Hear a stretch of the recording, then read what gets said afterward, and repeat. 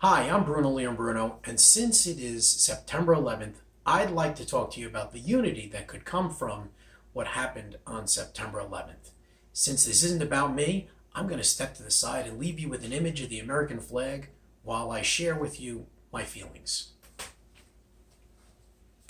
On Tuesday, September 11th, 2001, there was a terrible tragedy, a tragedy that affected the world.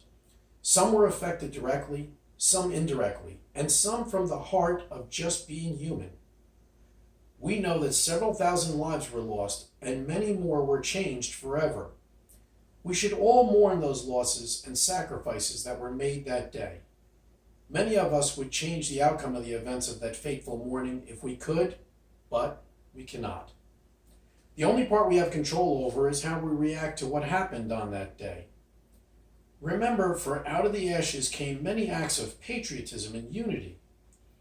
And for a period of time, we became galvanized in a powerful unity of our shared pain and outrage that someone came into our house and turned it upside down. For a time, we became blind to the differences in our skin color, religion, ethnicity, sexual preferences, and political opinions, and focused on our unity as a nation of people living in a nation that afforded us the freedom to be who we want to be. We have drifted from that solidarity. Our current focus is on how shocking our political and social differences are. It is time we refocus. 9/11 became synonymous with the disaster and pain of that fateful day. It's time to retitle that day. If we really want to honor the people we lost, we should make 9/11 stand for unification. A unification that never forgets that all gave some, but some gave all, lest their sacrifice be in vain. On 9/11, as a nation, we were thrown into the deep end of the pool. If you were ever thrown into the deep end of a pool before you were a good swimmer, you became one very fast. At that moment, all you think about is getting to the surface, staying above water, and getting to safety. Our safety is in the common ground of our thirst for freedom. A table stands because it has separate and distinct legs.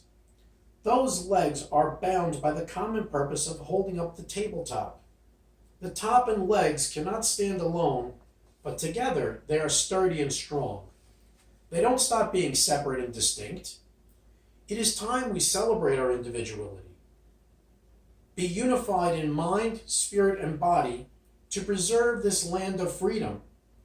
Allow each person's home to have the freedom to believe and live as they want, while respecting and preserving our neighbor's right to think differently.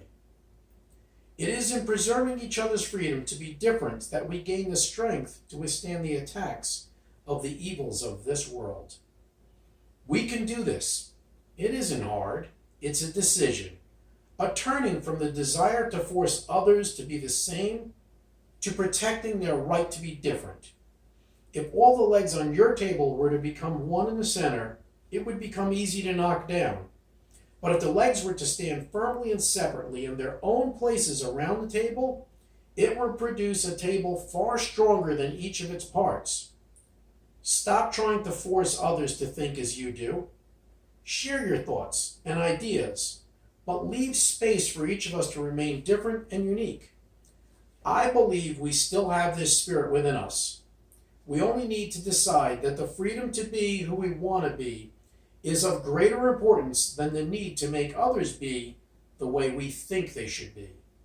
We should hold fast and never forget all the precious lives we lost fighting for our freedom and those we lost on Tuesday, September 11th, 2001. United we stand, and divided we fall.